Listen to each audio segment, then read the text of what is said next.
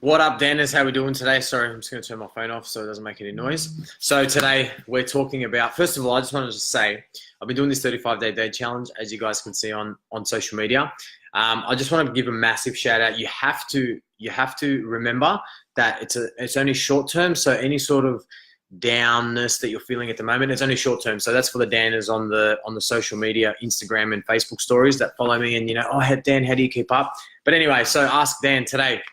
We're going to be discussing the negative impacts of a low-calorie diet. So first of all, what I want to be talking about is what I mean by a low-calorie diet. Now, there's going to be some people out there that turn around and say, oh, but medically I need a low-calorie diet. I'm talking about the people in general that are just looking for general health and fitness, or you might see some fitness coaches online or meet them at a gym and hear about the ketos and all that and all this low-calorie food. First of all, there's two things that I want to talk about today. The first thing is how to define whether those set of amounts of calories are low for you or are high. So low calories for me might be 1,800 calories, whereas low calories for your ordinary average Joe might be about 1,400. So there's multiple definitions of low calories. So I'll talk about that first. And then second, I'm going to talk about the negative impacts and what it's actually going to give you some side effects. So just because you're eating less and working out more, it doesn't mean that you're going to get the results that you desire. So first of all, I want to discuss how to determine whether your calories are low. So there's one thing that you will call BMR. So your BMR is your body's resting, so your basal metabolic rate. So what that means is the amount of energy required or the amount of calories required for your body to be alive. So if you were to be in a coma for 24 hours, this is the amount of set of calories that your body needs to survive. So basically, you can work that out with height, weight, age, and other measurements. But that's what I would baseline as my minimum calorie requirement. So if you look at the analogy like a car, if you put, for example, normal fuel in there or 93 or E3, whatever it is, the low quality fuel, you're not going to get enough kilometers out there. You're just going to get, if you put $10 worth of fuel, you're going to get $10 worth of fuel. $10 worth of distance driven out. So calories is the fuel you put into your body, and now BMR is the bare minimum that your body needs to run today in a 24-hour period. So that's just the baseline. Now, when you're trying to lose weight, you obviously go for two measurements. You go for your BMR as your base, and then you go for your TDEE. So to summarize, TDEE is your daily energy expenditure. And what that means is when you're walking around and you're blinking and you're talking and your neuro system's working and your brain's working and your body's just working in 24 hours, that's the amount of calories or the amount of energy your body needs to be operational for 24 hours. Now, there's a difference between in a coma and operational. So obviously your heartbeat, your lungs, and all those vital organs need to be working and they need fuel. So that's your TDE.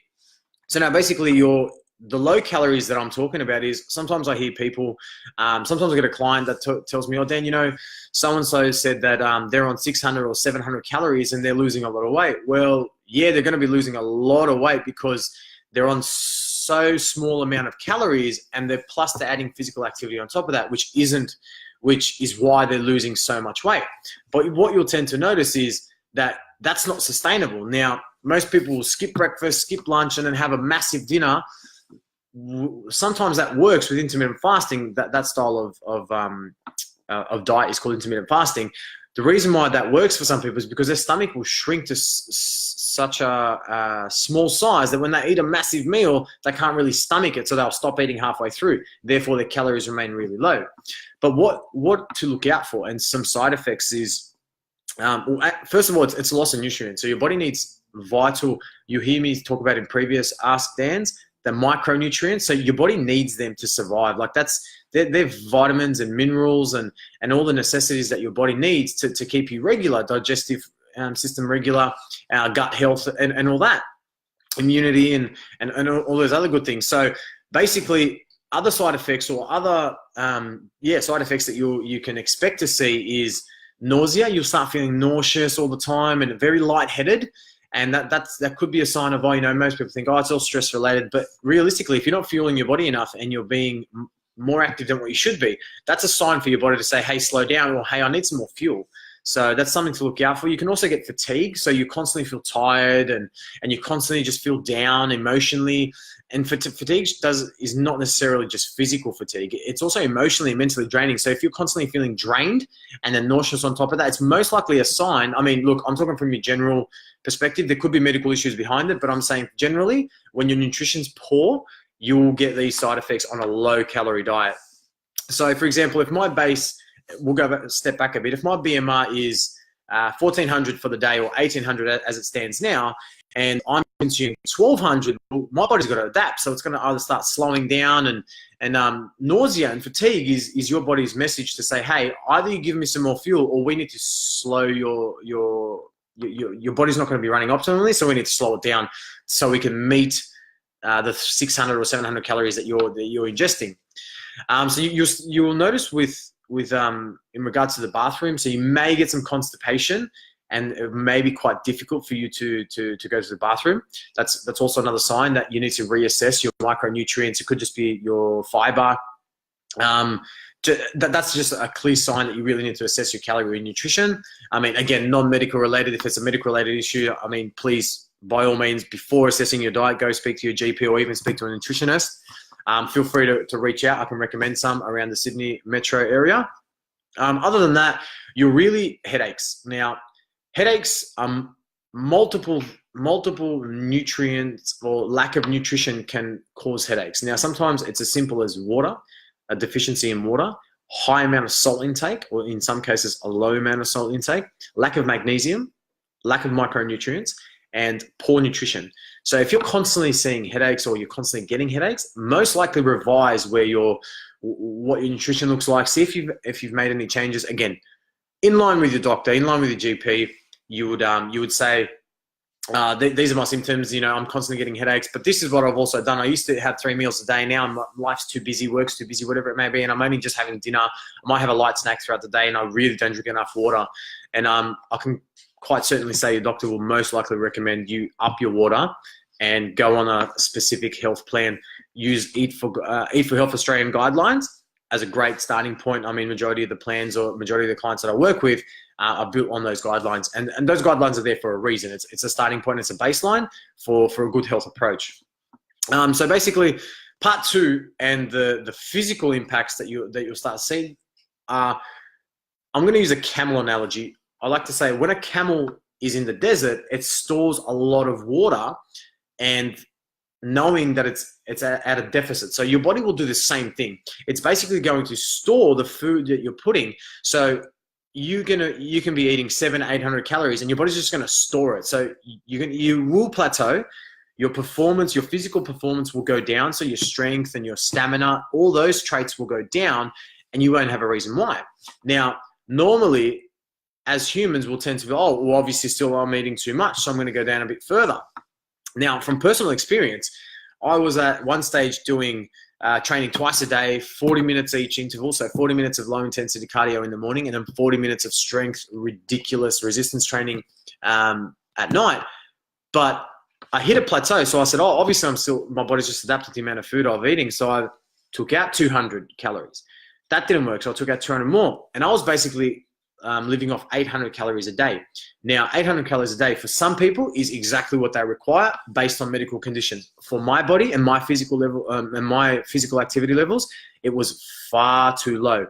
And what tended to happen was I ended up losing muscle. So my body started going catabolic because you're not feeding it enough energy. And if we go back to the car analogy, there's not enough fuel. So imagine your car starts eating the chairs, the steering wheel, the dashboard. I know that sounds pretty funny, but you'd be in a lot of trouble if your car started eating your dashboard and your chair. I'd advise parking and getting out of it. But yeah, so in that analogy, if your car was running out of fuel, instead of stopping, it starts eating the engine and it starts eating itself from the inside out. So that's what your body will do with muscles. So all that hard work that you've spent building that muscle and basically training your ass off at the gym, you're actually reversing it now because your body's eating that and using that muscle as fuel resources. Now, this is why I always recommend ask somebody if you're not sure, if you see some symptoms, trial it for a week. If it doesn't work for you, stretch it maybe to the 2-week mark. Everyone's body's different, but 10 days for me is the rule of thumb. If I don't see a change in 10 days, I need to make adjustments. Now, initially it's going to be a fear. You're going to have a mind. It's a mindset, and there's going to be so much emotion attached to you going back to your ordinary ways. But going from a 600 calories per day to 1,200 to 1,400, yes, you're going to gain some initial weight because your body's refueling itself, it's nourishing itself. But in the long term, 2 to 3 weeks or maybe even 10 days later, you're actually going to start losing weight because now your body's running optimally. You have fuel for your physical activity. You're actually burning fat stores as opposed to muscle. So I can't stress enough, guys, it's very, very important, your nutrition, and to stay above the low calorie mark. Now, again, if medically there's a reason why, or a nutritionist or a dietitian or a GP doctor, whatever it may be, has put you on a low calorie diet to either cure or remediate a medical issue, that's completely different.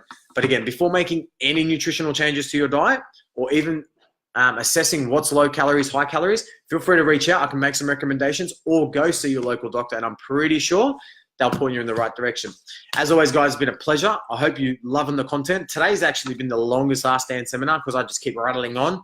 I'm getting more and more comfortable with these videos, and I'm basically listening to what you guys are saying throughout the week and checking in on the weekends, and trying to release content that's going to be useful for you. There's no point in me giving you videos on how to throw dumbbells around or how to throw weights around, because that's not the roadblocks and challenges that you're going to get every week or within any health and fitness journey. So I'm trying to bust these myths, as you call it, and basically give you guys guidance and some answers to questions that you might have. Now, as I promised last week, I am giving away a free coaching session, an online session. So what that means is you're going to get 30 minutes of Talk to Dan value.